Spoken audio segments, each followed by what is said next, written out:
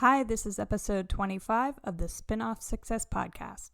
Right now, one of the easiest things to have access to is coding for the web using JavaScript. Everyone has access to it pretty much. It's cheap. If you can get a hold of a browser and a text editor, you can start coding for the web. Makes sense. Welcome to the Spinoff Success Podcast with Beth Phillips. Join me each week for inspiring stories about people leveraging tools, platforms, systems, and skills to create thriving businesses, successful side hustles, and surprising new careers. Tune in to discover how to turn your skills and expertise into a spin-off success. Welcome back to the Spinoff Success Podcast. My name is Beth Phillips. In this episode, I'm happy to introduce you to Rick Wolter. Rick is a computer programmer who spent most of his adult life in prison. I wanted to interview Rick because I think his story is inspiring not only to people with a criminal record, but anybody who feels challenged or limited by their environment or circumstances. So we cover a lot in this episode, and rather than summarize it or give you bullet points, I want to get right to it. So I hope you enjoy this interview with Rick Wolter. Thank you for agreeing to do this. And I am recording right now, so whatever chit chat we do ahead of time, I can just edit that out. But I was trying to remember. I know you're on my radar from Twitter, but I'm wondering why. Did you go through Lambda School? I went through Lambda School early on. Okay. So maybe. So you didn't finish from Lambda School. Did you graduate from their program? No. Gotcha. Okay. No, I was hired in the third unit, about not halfway through. That's a little interesting. bit before halfway through I was hired. Well, then that makes sense because I've been following Austin for a couple of years. My daughter did an alternative apprenticeship program, and so I was following people who did other things other than college. So he was on my radar for a couple of years, and I love his just shout outs to people who are just changing their lives by coding, right. And whether it's through Lambda School or not. So, all right. Well, then that makes sense. I'm glad I didn't get that all wrong. So, yeah. In fact, I was in it twice. I was in it in 2018. I did it.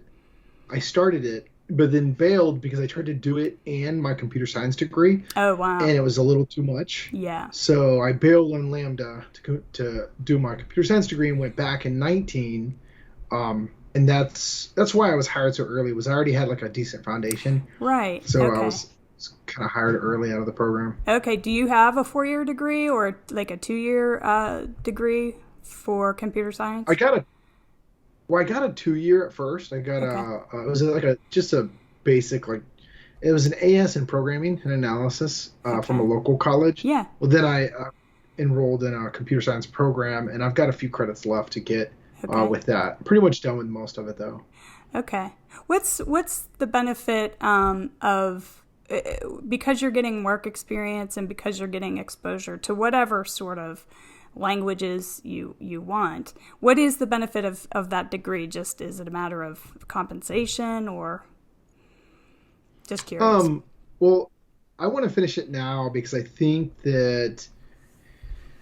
And this is a lot of speculation based on, the information that I've just gathered from friends and people that would listen and answer. And but clearly, I don't have the experience.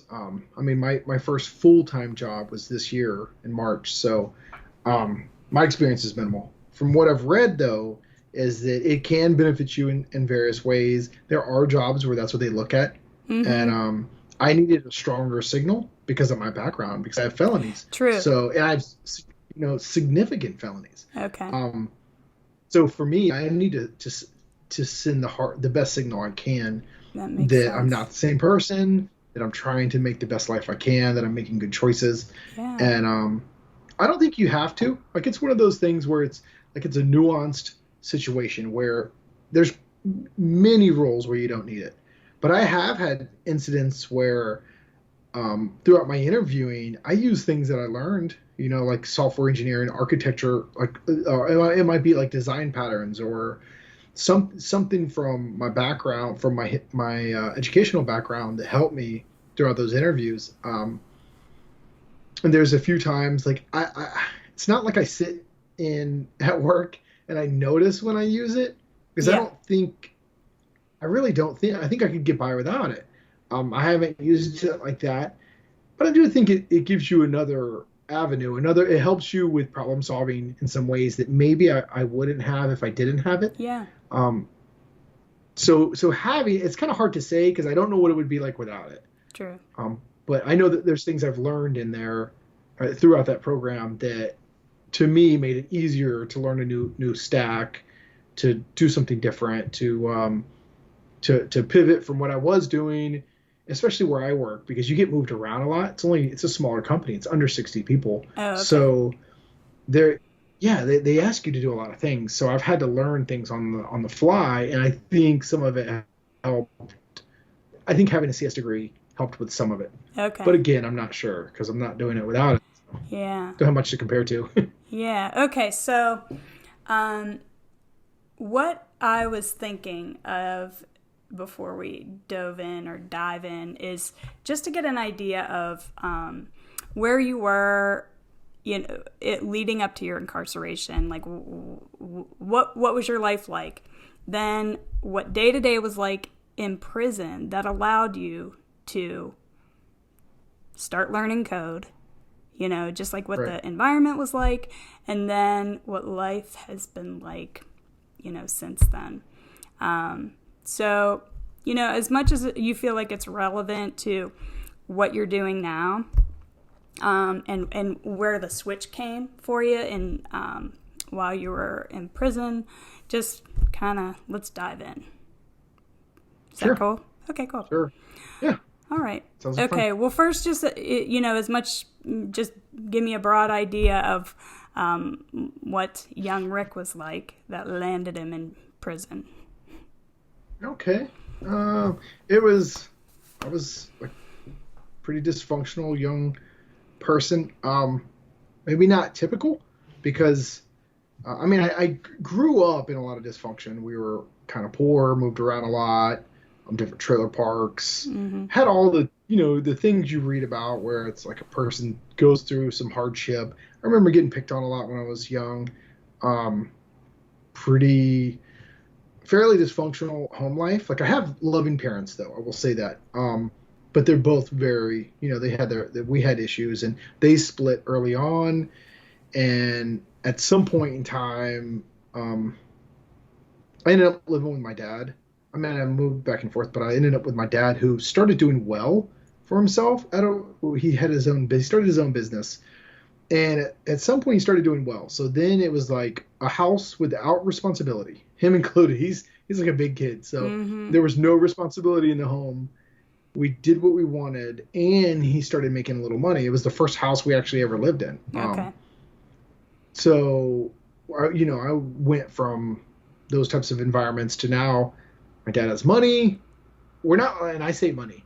This is like I gotcha. lower suburbs, lower socioeconomic, like I know what you lower mean. middle class. So to me, we were doing it because we had a home. And it was at that point, I was out of control. I was about how old were I just you? had About what age are we about talking? 14, 15. Okay.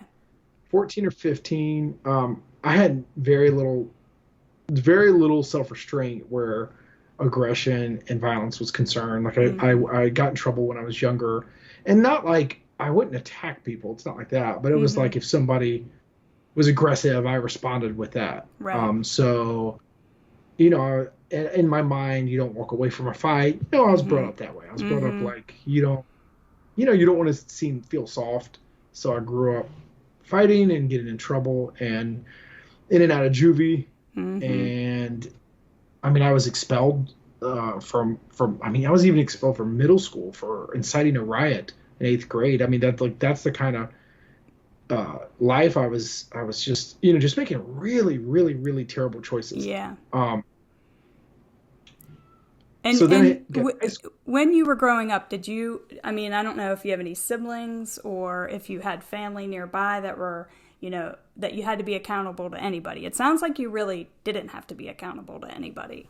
You were kind of running around with your friends and whatnot.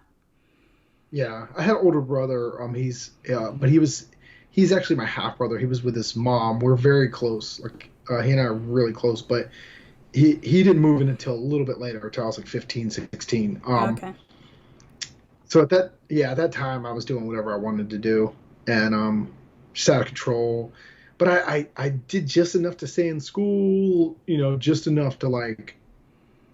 I didn't realize I was in trouble. Yeah. Mentally, emotionally. Yeah. But I was. Yeah. I was a very troubled person. Yeah. And then I was in high school. My senior year of high school, I made it. I don't know how, but I made it to my senior year of high school, and that's when, during an event, a party, an incident happened. It was a big fight, and me and a friend of mine were getting jumped by some guys, and somebody that knew me gave me a knife, and I stabbed a guy, and he ended up dying in the hospital. Oh, wow. So, yeah, I went from like a senior, thinking things were normal to now I'm sitting in the county jail with some being a little more had some introspection going on, and I started I think I started fairly early on of my incarceration realizing that I wasn't typical, the route that I was taking. I thought it was fine. I rationalized a lot of the events that happened because I often wasn't the aggressor, so I would rationalize it, and just one of those things I didn't know. Yeah. I didn't know I had problems. I didn't know I was emotionally. Well, clearly, I had too, things that I needed to work. You're a smart guy. So clearly, when you're in your own head and you know how to survive or you're a smart guy. So, I can see where you just kind of let life go along with life, and sort of make your way in your surroundings, and then you find yourself in a jackpot, basically. So, right, yeah, that's a way to put it, for sure. Yeah, definitely. And so you were sitting in a cell. So you were sentenced, and how long were you in prison? I took a plea bargain. I was left with the choice to either go to trial, possibly walk and get off scot-free because of extenuating circumstances. Right. But there was no stand your ground bill. There was no self-defense. So back then you couldn't do anything that wasn't in public. You couldn't use excessive force, and that clearly was excessive force. Mm-hmm. Even though it's clear I didn't go there to hurt anyone. Yeah. I didn't go there. I didn't even have a knife when I went there. Right. Someone gave me that during the event. It was clear that I didn't go there for that. But clearly, my negligence is the reason. My own decision making is the reason someone died. So,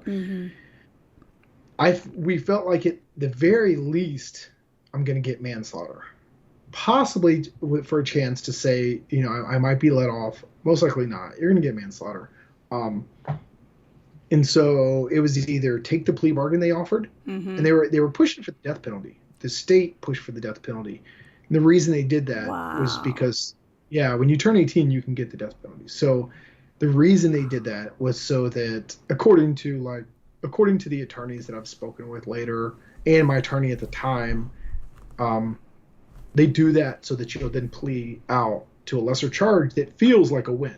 Right. And it really wasn't. Everyone knows. No one in their right would find me guilty of first premeditated murder. So they knew that, and according to my attorney, is they do that so then the jury will come back with a lesser charge, like second degree. Okay. And it seems like a win. When really it should be on trial for second. Yeah. And if they go to a lower charge, they come back with manslaughter. Yeah. But that's not the way they did it. There's a lot of legal. It's weird. It's almost like a game they play, like a board game. Yeah, in which you can see where people who can't afford an attorney don't get the benefit of having somebody help them navigate that weird path. And definitely. Public defenders' cases, the chess game. Public defenders' cases are stacked on their desks. They're so overworked. They're so overworked. Yeah. they don't get paid the same as like private attorneys. Yeah. It's just, yeah, yeah, there's definitely different justice for people that are rich or people that have the means to do what they want to Right. do, as far as like hire a team of attorneys and stuff. Right. So they offered a 21-year plea bargain. So I either go to trial, possibly get 15 for manslaughter, Okay. possibly walk, which is slim. Most likely, they're going to come back and say lesser charge of second degree, since it's already at first. They're going to drop it to second. In which case, I'll get like 25 years, Wow. 25, 30 years. Okay. So If you the went to probability trial. was that they'll come back and I'll end up getting second maybe. Anyways, so I just accepted second degree. I said, hey, I'll take it. I'd been in the county almost a year, and so I accepted the 21 years and basically went to prison for. I didn't do the 21. You do almost all of it in Florida. You do 85%. So I did 17 years and 10 months. Really? Wow. Okay. And did you spend all of that time in one facility? And I guess my question is did you have access to family? Were family and friends close enough to visit you, to have that at least outside connection? Well, I didn't stay at one place. Oh. I went to a lot of different prisons in Florida, but they move you based on a lot of things. But one of the things is like custody, for example, and charges. Like say they're not gonna bring in a guy that's got a drug problem and doing 7 years with a bunch of people like us that like a bunch of people that got murder charges and are doing 20 or 50. I see. So usually they're separated based on stuff like that. Okay. The first camp I went to is called ACI. It's one of like the kind of rougher prisons in Florida. It's in the panhandle of Florida in Sneads, and very little country place. And I got visits. I was lucky because I had friends that came up. I had family that came up. Oh, that's good. That's good. Yeah, I ended up. There was a lot of loving people there for me, friends and stuff. That visited over the years. You were so young. Were you scared to death to go to prison? Well, I would like to say, because I thought I was a gangster. I really thought I was a gangster. I would like to say, like, if you would ask me back then, I'd say no. Like, no. I mean, it's just another place.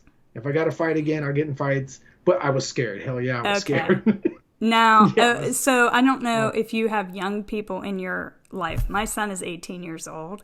So, like, when you meet 18-year-olds fresh out of high school, do you say, oh my God, I was so young? It's like, does it give you perspective? Yes, I have nephews. I mean, with family members, I'll see.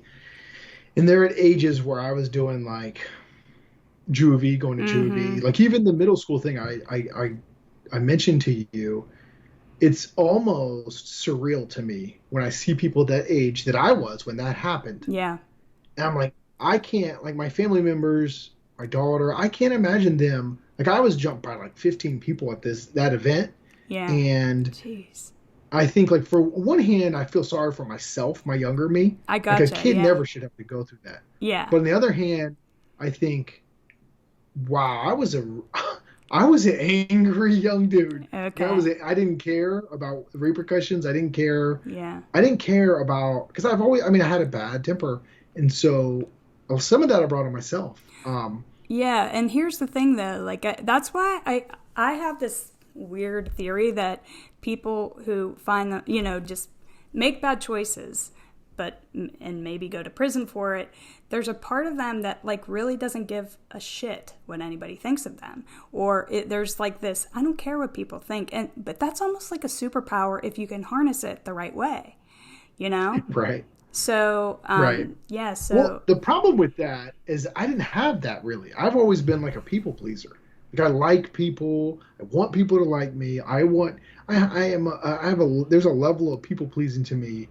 It's like I look at my mom and I see myself. I'm the spitting image of my mom, like identical in personality too. And we both are a weird mix of bad anger problems, and like ridiculous anger problems. And not now because I'm mature and older, and I care a lot more. Yeah. But and people pleasing. It's just a bad combination because then you try to be all right with everyone, and no Yeah. one knows that they're not all right, and they've crossed the boundary until it's too late. Yeah. Yeah. So I And had that going maybe on a little bit. and maybe it was a matter of pleasing your crowd of buddies who were your support system. Who knows? Right. But Well, I think some of it from considering stuff and talking with like my wife, who I grew up with, and my brother, and like some of the ideas we have are that early on it started as maybe me getting some space because I was picked on. I was, and then when I realized I was kind of athletic and I didn't have a problem when I started getting into fights, I've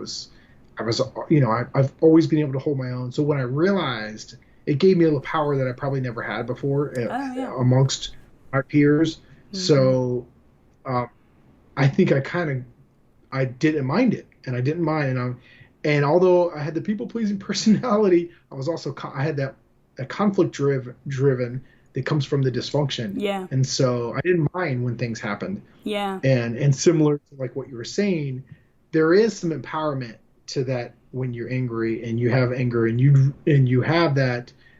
I want people to like me, but I also have the anger issues, which make it where there's a line and I can just say, I don't care anymore. Mm-hmm.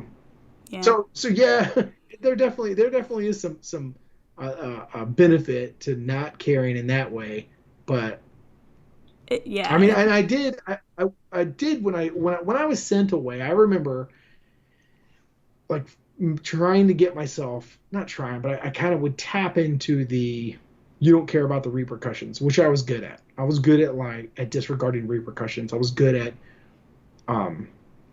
saying, F the world. Yeah. And I'm going to do this thing. I still like people. Yeah. But I was just down for whatever happened. But in the beginning, though, that's a pretty effective survival tool when definitely. So then, okay, so with that, first of all, I'm curious about whether you had trouble when you went to prison, getting picked on or whatever, or found mentors or people who would look out for you. And more importantly, like sort of shape your mindset so that you would just start coding, or even think that and not that that's like a jump, but just how does your mindset change a little bit from being super destructive, angry at everybody, especially at a population who justifiably you could be angry at in prison, and like how do you just change your mindset to come out basically who you are now, Well, I have my brother who I mentioned. I always had the younger brother idolization of the older brother thing going on, mm-hmm. and we're really close. And he's incredibly smart, and he's always he excels anywhere anywhere he focuses, he's going to do well at. Okay. Like the guy's just brilliant. Okay. And here, let me ask you this. I'm going to interrupt you for a minute. Do you see your brilliance? Like, do you see that you're smart too? Do you see that in yourself? I don't know about that. I wouldn't say that. I mean, I don't think I'm less than average, but I don't think I'm like far above well, average. I mean, you know your brother, so maybe he is a brilliant genius. But yeah, I'm giving you credit here. But anyway, thank you. Proceed. Thank you. Appreciate that. But with him, I kind of idolized him. So yeah. I took traits that he had. He just had a different life. He graduated high school early, very young, was living on his own, did the hippie thing, mm-hmm. always reading. And so I started taking bits of that. And I got into reading even when I was out and my dysfunction, I used to read and stuff. Oh, wow. And so then when I went in, and when you go in, if you like reading, it becomes an obsession. Because it's an escape in there. Yeah. You're locked up, life sucks. How much but time, you lay down on your bulk. How much time do you gone. have to do something like that, where you're in your own world? How much time in the day would you have to read if you wanted to? Well, it varies. There are times where, like if you go to confinement, like there were times when I was in confinement and I had all day. Okay. I had too much time. Like you lay on your bunk so long you hurt, so you have to get up, and you have too much time. In fact, you usually run out of books. Okay. And then you're shouting under the door for someone to shoot you some books. Okay.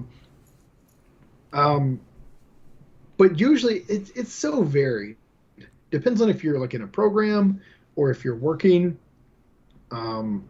If depends on the job. There are some jobs, like there's a houseman job almost everywhere you go. If you're a houseman, you clean up the dorm after everyone goes out to rec or whatever. Mm-hmm.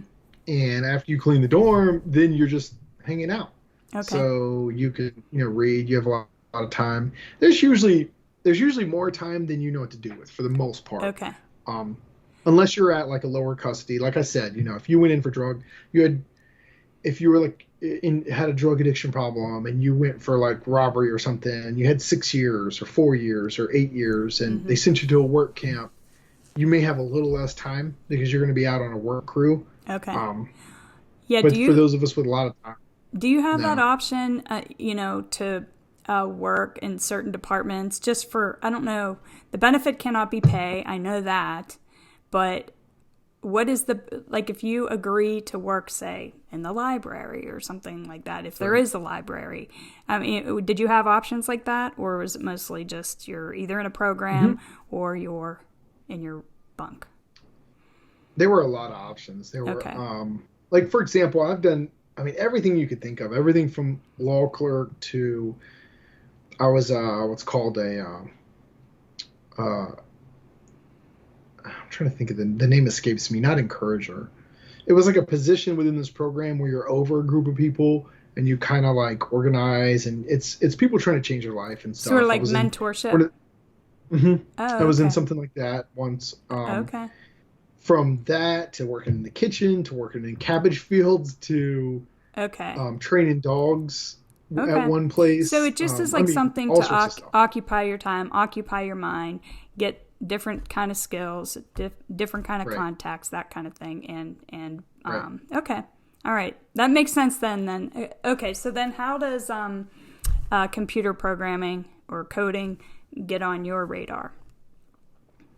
So I go through a lot of my prison sentence, and the last maybe 4 years, I just read about it a couple places, read about the demand. I started thinking about when I got out a little more, realized I don't have any skills. I don't have an education, not a formal one, nothing besides laying on my bunk reading, a variety of books throughout the years. Yeah. So I was in a situation where I wanted something. I want a skill. And I read that somewhere, and then I read about the Last Mile in San Quentin, which is it's a California prison, and they teach. There's a lot of prisons that do similar things. Florida's just not on any of that kind of.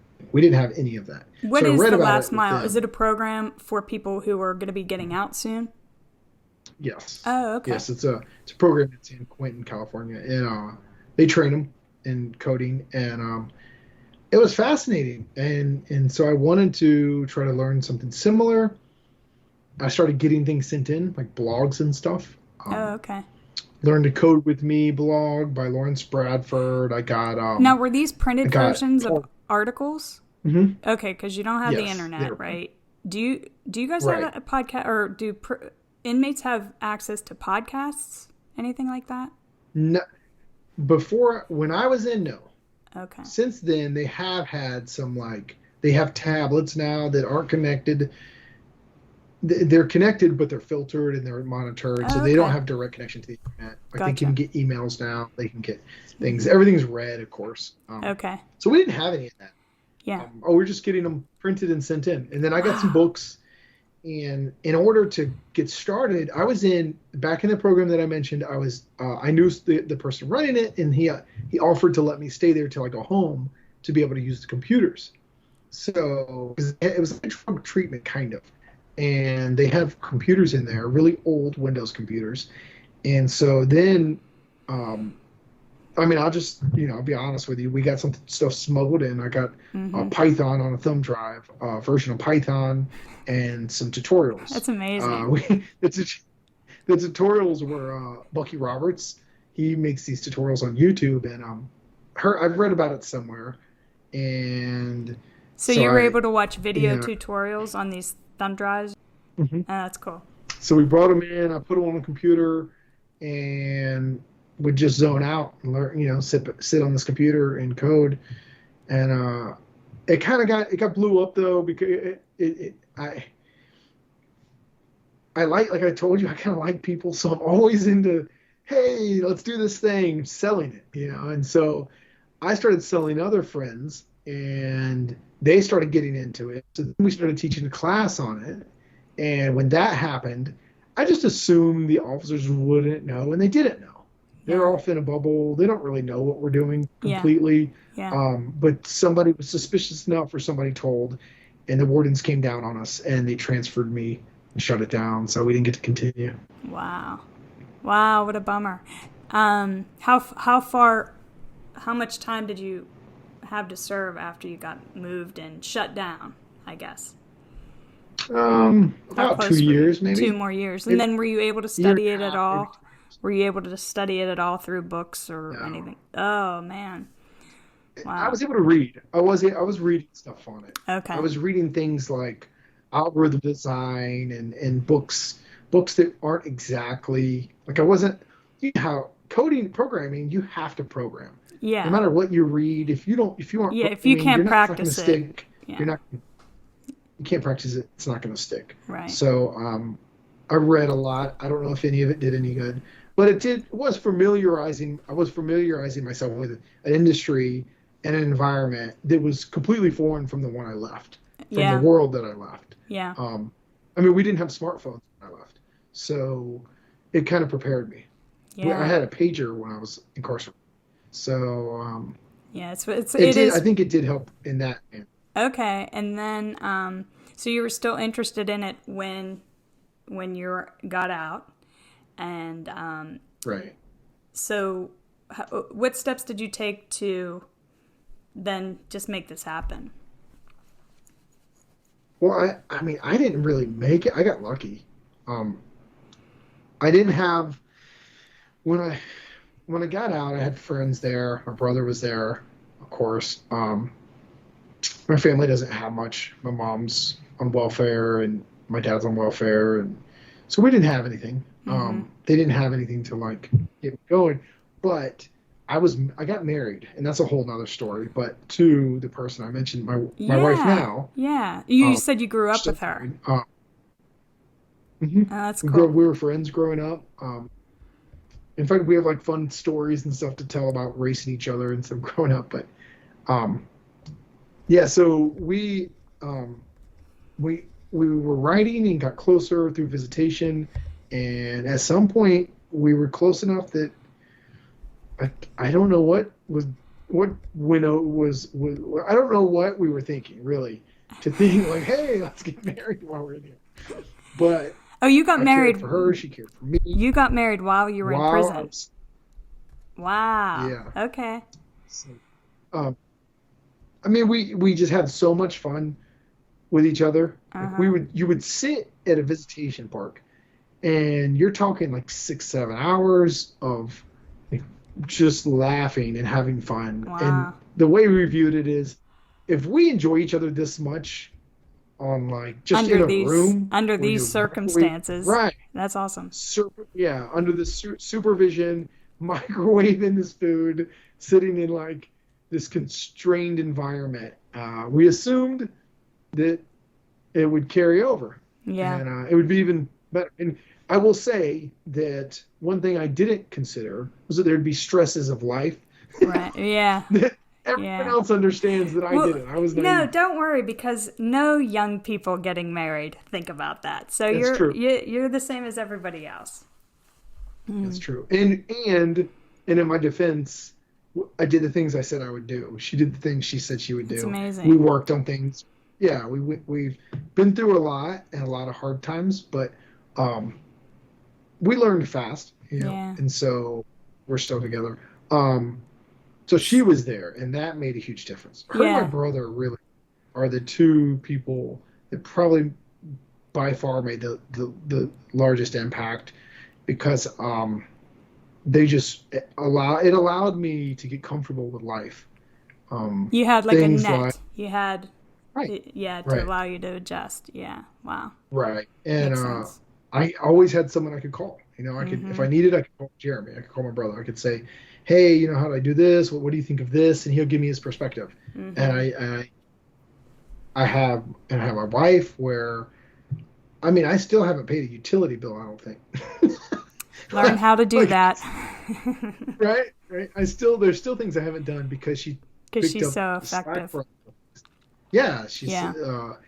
she doesn't like one thing that helped me was that she's not a great teacher. She gets frustrated quick, so I've had to learn a lot of my own, like fill out the FAFSA to go back to school. Yeah. I'm like, I'll just figure this out. And with Google, you almost can't help but figure things out. Yeah. So Or, yeah. um, Yeah. Yeah. it's been good. But the early things are things you don't consider that are like I was embarrassed that I didn't know certain things, and as an adult, I should know them, and people don't know context, so I just would be embarrassed early on, and it wasn't for long. Eventually, I Yeah. just said, "Who cares? Yeah. It's all good." It sounds like my daughters and son getting their own apartment for the first time. They're like, oh, I had to take out the trash. Things like that are Right, super basic. That yeah, you have to buy your own shampoo or whatever. So no, right, I'm chalking that up to you being young, and I know you were older when you got out of prison, but it's just life experience. So yeah, yeah. yeah, That's exactly it. It was a lot of and it just allowed me a runway to take off from. It was structured they mm-hmm. basically, I think they helped me to, I was going to say they helped me, it sped the process of me learning things up. I mean, I Well, assume it maybe, did, yeah, just but even providing a structure, and then, you right, probably get so kind of trained into living with a structure that now you operate within that, or some version of that, that you benefit right, from, possibly. So, right, yeah, talk to me definitely, about coding languages and whether. Let me give you my idea of coding. So, I grew up thinking it was just all math, computer, boring stuff. So now my right, impression of it is that it's like a language, and the different formats. So you learn this language or this language, and you get to do different things. Is that a decent broad overview of different aspects of coding? definitely. Okay. Like it's similar to this. Like say I want to learn a language and I learn the fundamentals of Spanish. Well, then I want to move into French, knowing Spanish and having studied it and realizing that like the conjugation of verbs is similar to French because of its Latin base. Okay. You kind of get an understanding.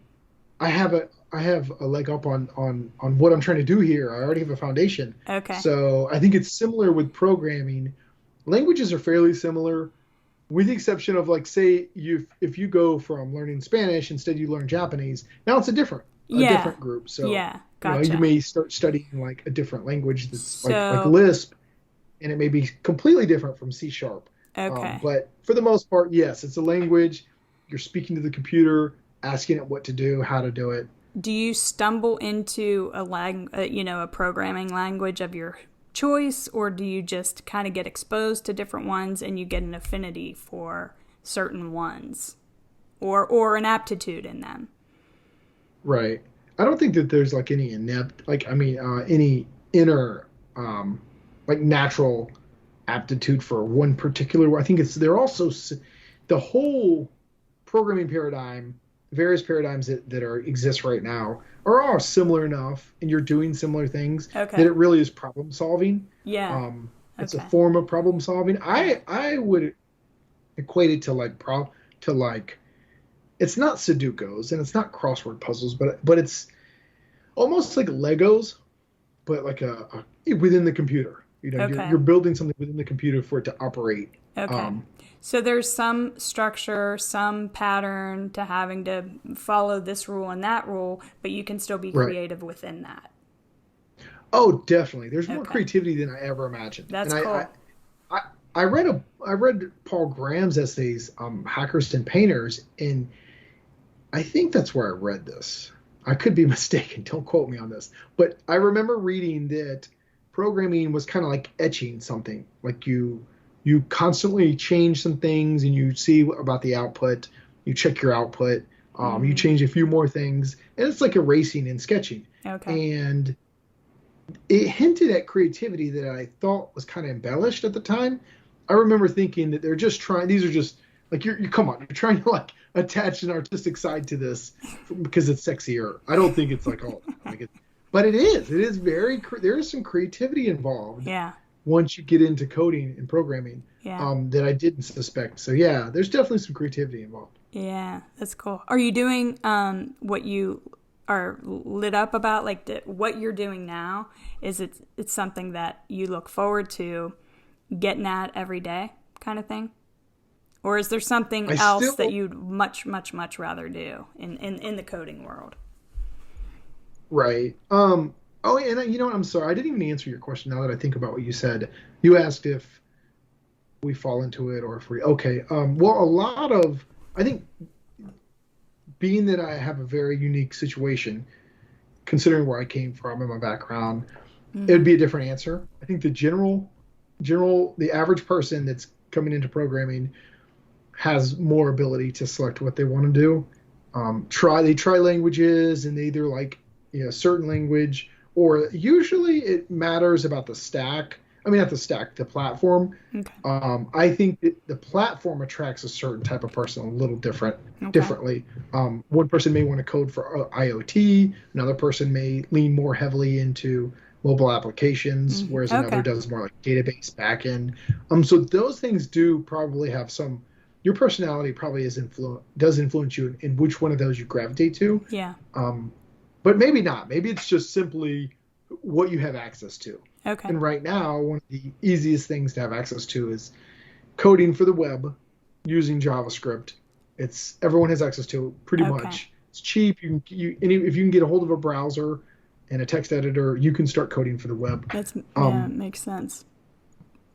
Yeah, so like I think that my situation was different enough that I had to take whatever I could get. It ended up being good. I'm not to like sound as though like where I ended up is a place that I wouldn't want to go. I was happy that they're really cool people. I mean, the fact that they even accepted my past tells you like they're probably open-minded, really cool people. That's amazing. And they're beautiful people. But they don't use what I initially got into. I got into iOS development. Using Swift. So building iOS applications, the whole stack I like. The entire Apple programming stack is to me, I felt like it was easier. It was streamlined. There wasn't a whole out in the web. It's like the wild, wild west. You can choose, all kinds of ways of doing X, Y, and Z. Whereas with mobile development, you have things you can change, but Apple has a lot of preferred libraries and preferred ways and methods of doing it. Yeah.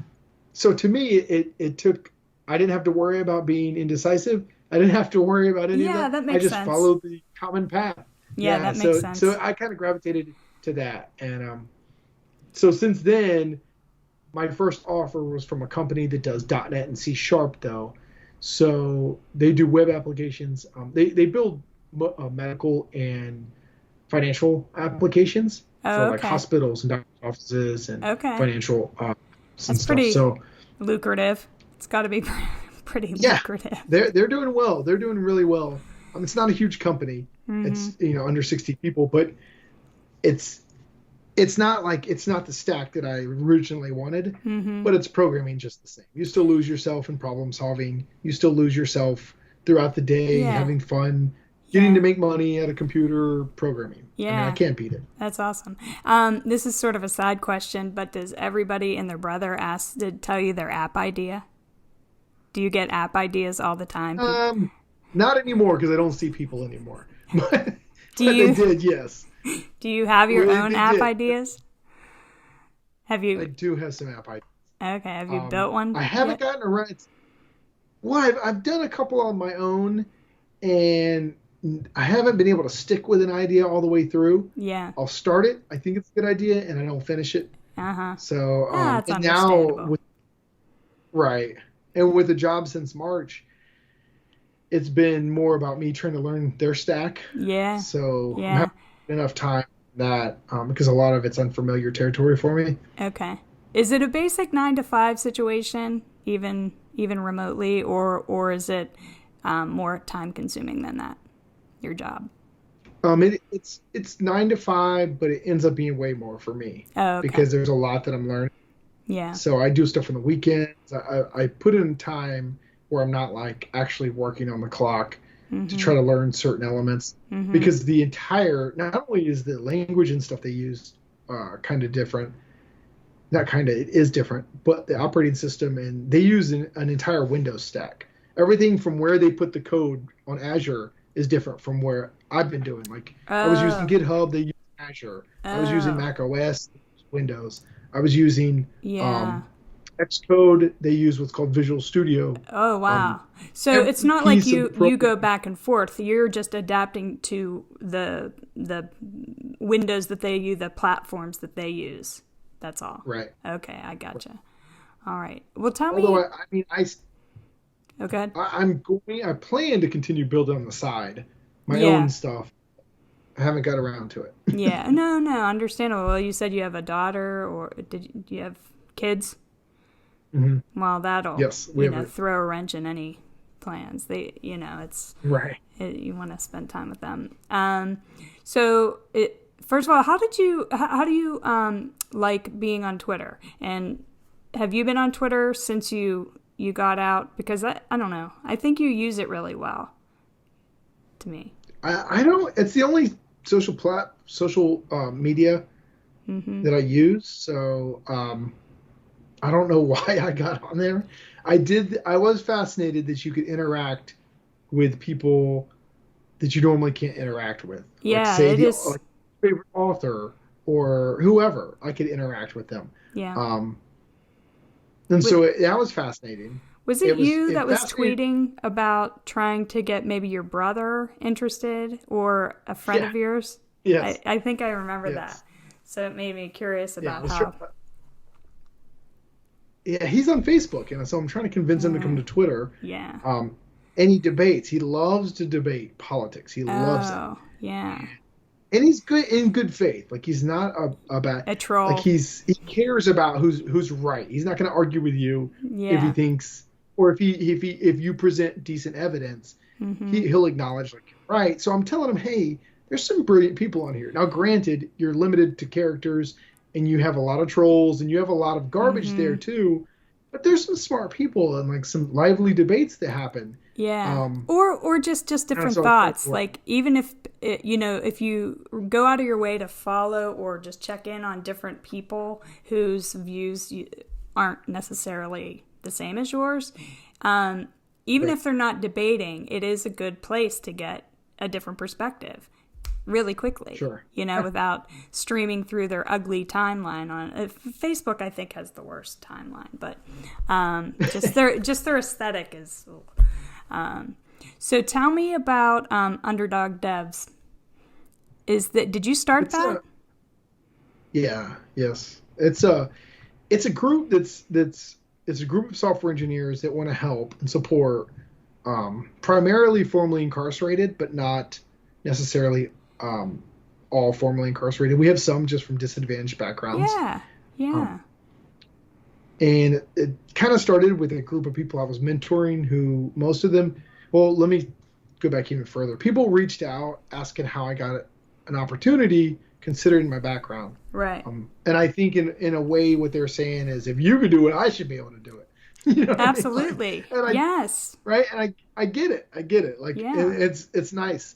And it's interesting because I wasn't sure if I was doing something that was going to really harm me in getting a job and because I had advice from people to not even mention it. Well, at some point, my background, I realized at some point, you can't hide that kind of background. Not when it's most your life. Right. You can't hide it when it's that severe.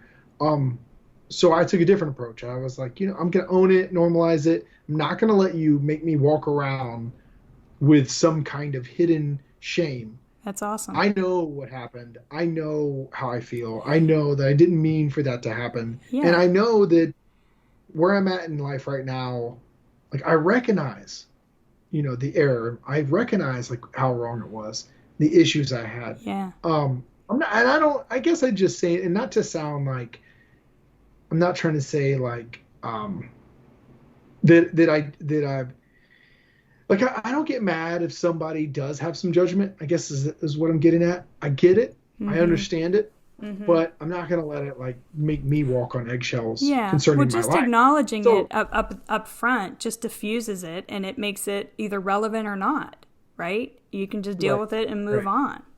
So, Sure. yeah. And luckily I did because I got interviews being forthright with people. Mm-hmm. Now, granted, I never got I didn't get a single interview from any company where I just sent a resume or I just applied. Not Mm-hmm. one single one. Um, Same with like recruiters, I didn't hear back from. Mm-hmm. But everywhere where I knew somebody, I got an interview. Yeah. And so I got an interview at a place because, not because, but in spite of my past. Yeah. They said, because someone there knew me. And interesting enough, I met this person and we developed a rapport. And she vouched for me. And later I found out she has a lot of pull. She's a senior engineer at the company I'm at. And she basically like went to bat for me That's awesome. and brought it up.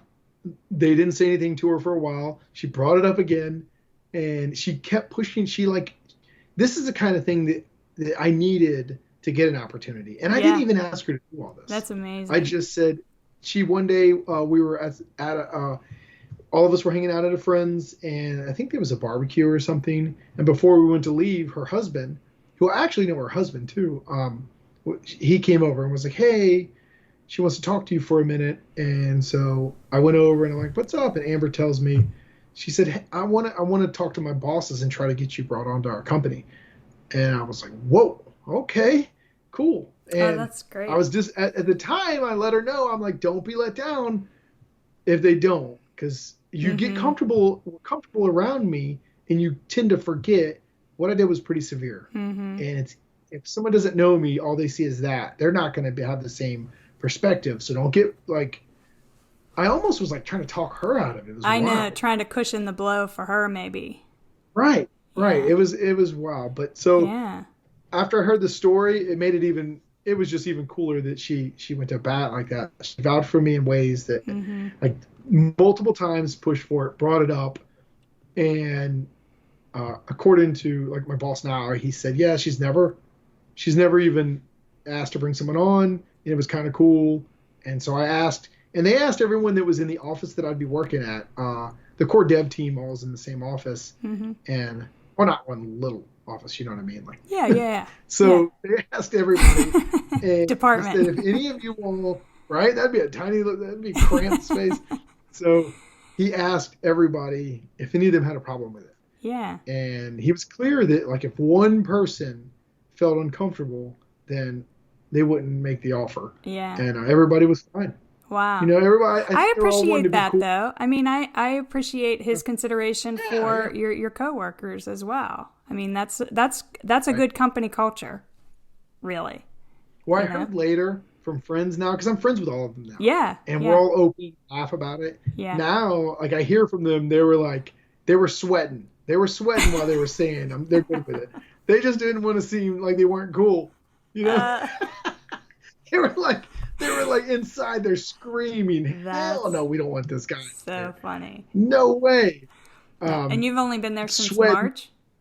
March. Yeah. Wow. Okay. Wow.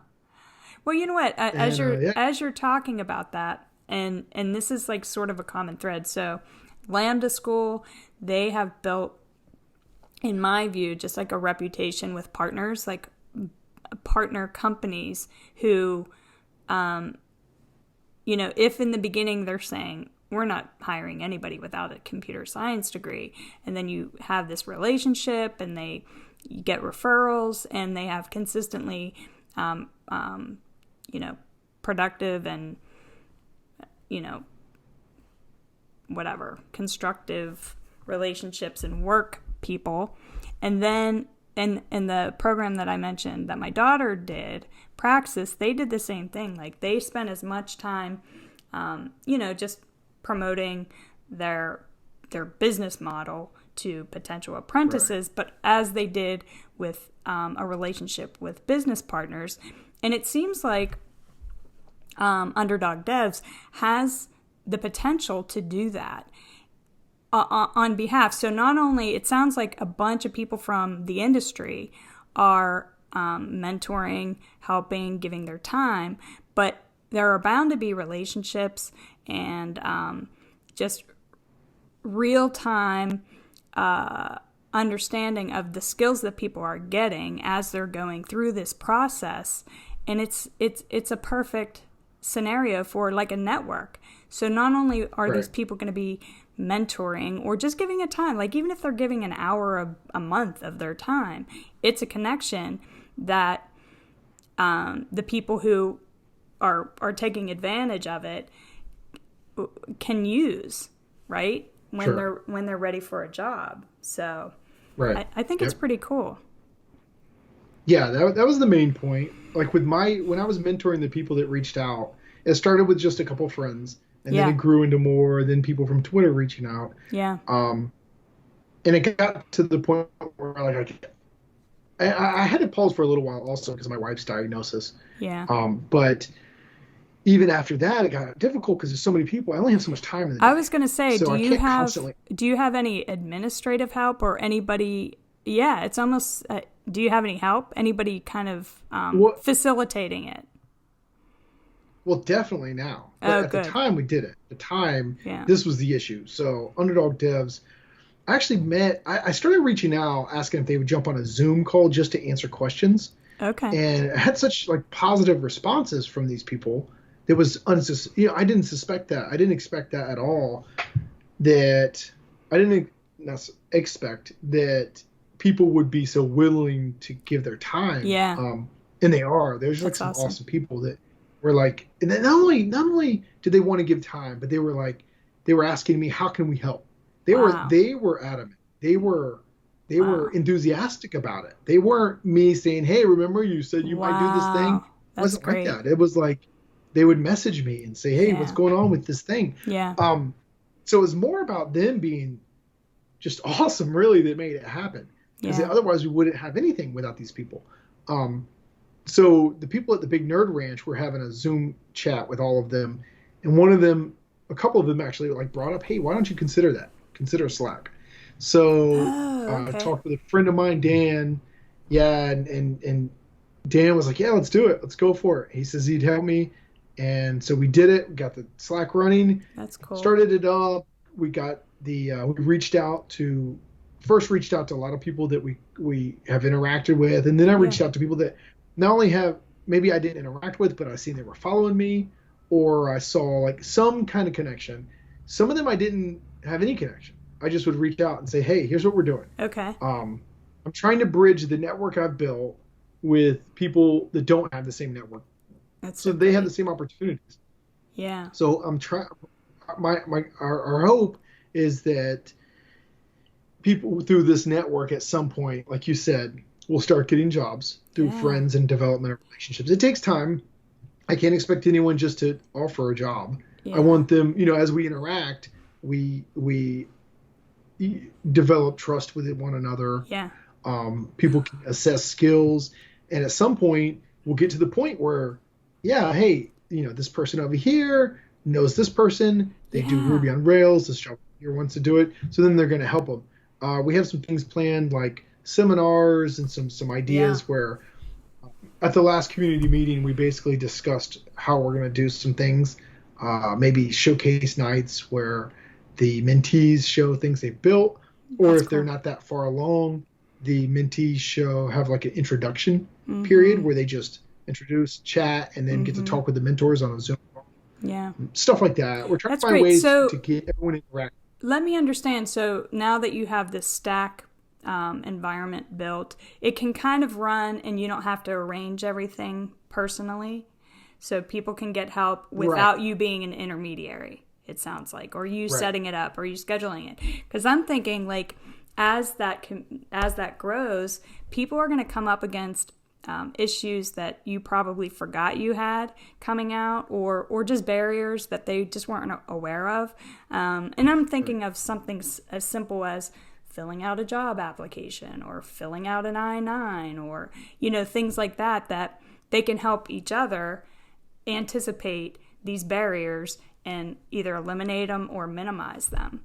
It's like going to be like a fraternity kind of, Sure. That's really definitely. cool. Yeah, there's I'm still hands-on with a lot of it. Mm-hmm. Like, I'm not saying it's still time-consuming, but it's only because right now we lack the organization. Mm-hmm. Once we're in talks right now with a couple of us to get some councils going, so that it's not like my thing. Yeah, I want it to be our thing. Yeah. So when we get these councils going and we get the organization mapped out, it'll be much less time-consuming, and I won't have.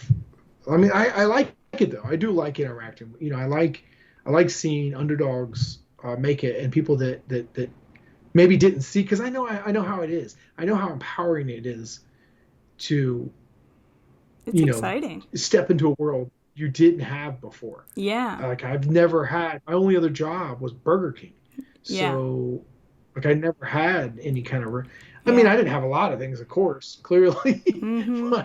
but aside from the obvious prison restrictions, I never thought I would live or have a life that was like where I was like financially not set, but where I'm financially okay, comfortable. Where let alone being in a position to like genuinely help other people, meaning just using what you've learned and just turning around and just sharing that experience and helping other people. Like, that's pretty empowering too.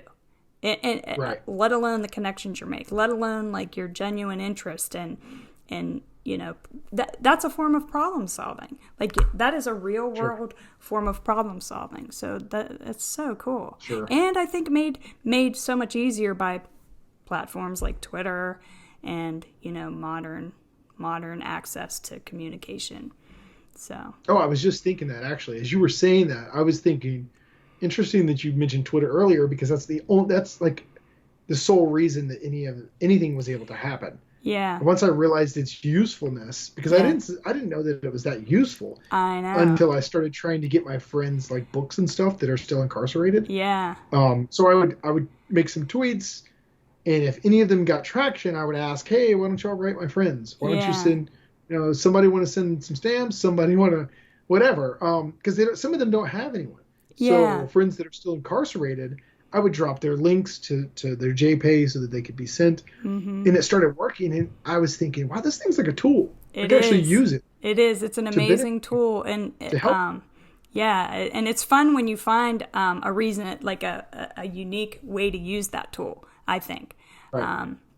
But so before, I don't want to take up too much more of your time, but before I ask the last question, just, is there anything else you want to talk about that I didn't get to ask you about or we didn't touch on? No, just maybe emphasize that if anyone wants to help with Underdog Devs, to reach out on Twitter. That we're always open if someone wants to be a mentor, and you don't have to commit to crazy hours. Mm-hmm. Well, I do have some stipulations. I prefer that you're a software engineer with experience. Mm-hmm. That's cool. That you have, because the main thing is this, honestly, I need the connections. We need the connections. Yeah. We need someone trusts in the industry that's been there.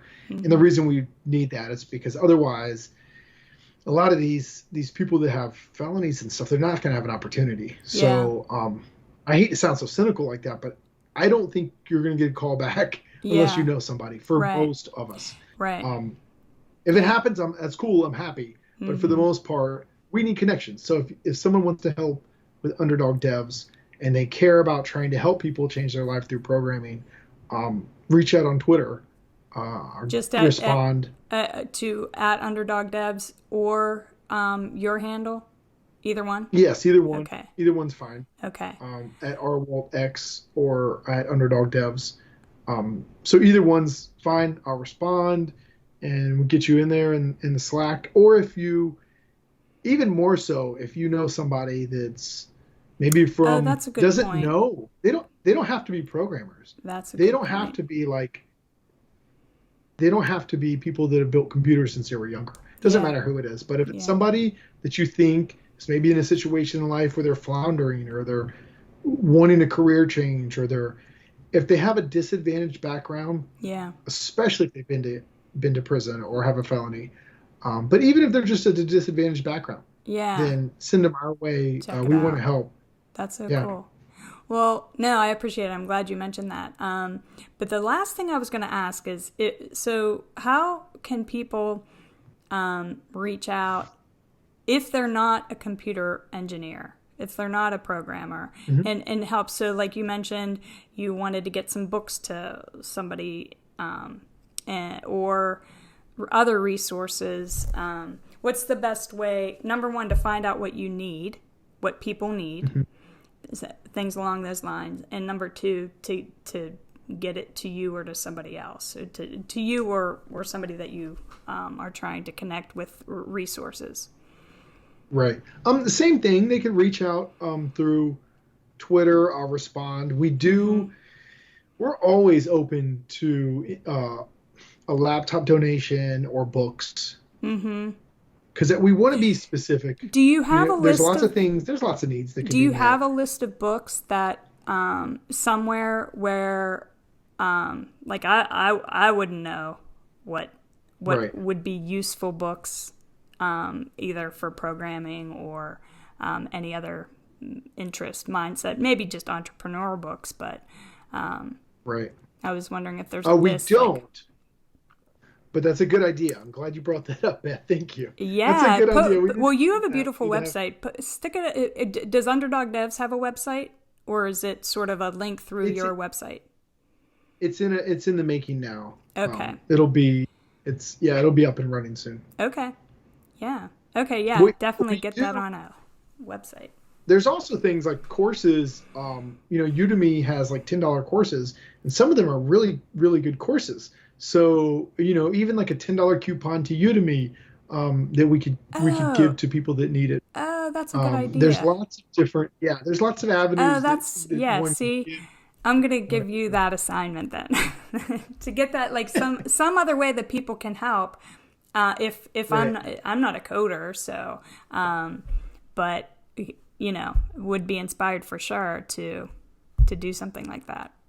So sure. And our help hasn't been limited to that. We have like a couple people that are into marketing, and they just were adamant that they wanted to help. And so, that's awesome. I mean, I will take that any day. I definitely take that. We don't get, we don't have. Well, let me rephrase that. We have some awesome people, but we're always open if someone wants to help with other areas. In a different area. Right, in a different element. Because there's lots of things. I'm naive to a lot of stuff that comes with this. Yeah. We're not making it into a nonprofit yet.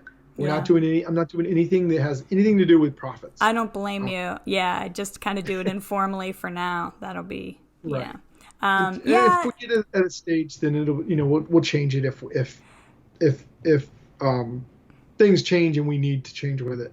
Yeah. Okay, that sounds good. And I'll put links to your Twitter and your website in the show notes. So awesome. Thank you. It's been fun. Thank you so much for taking all this time. I appreciate it, and I'll definitely be following up. Listen, I expect you to be like public speaking in a year or so. You're going to be the CEO of your own startup. So when you hit it big like that, I'm gonna hit you up for another interview.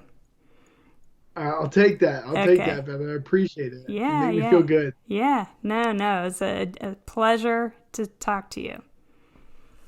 All right, thanks. Have a good day. Yeah, you too. Bye. Thanks for listening.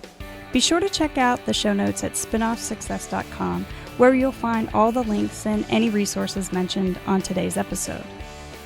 Subscribe on Apple Podcast or your favorite podcast player. The show is now available on Spotify and Google Podcasts, so you can check it out there as well. And I'd really appreciate if you leave a rating and review. It helps others find the show, and it helps out the show in general. Finally, I have one more favor. If you or someone you know has a spin-off success story that you think would inspire others or just be interesting to the audience in general, shoot me an email at beth@spinoffsuccess.com, and you can either leave me a link to the work that you're doing, maybe a company that you started, or just tell me a little bit about your spin-off success. Thanks so much, and I'll see you next time.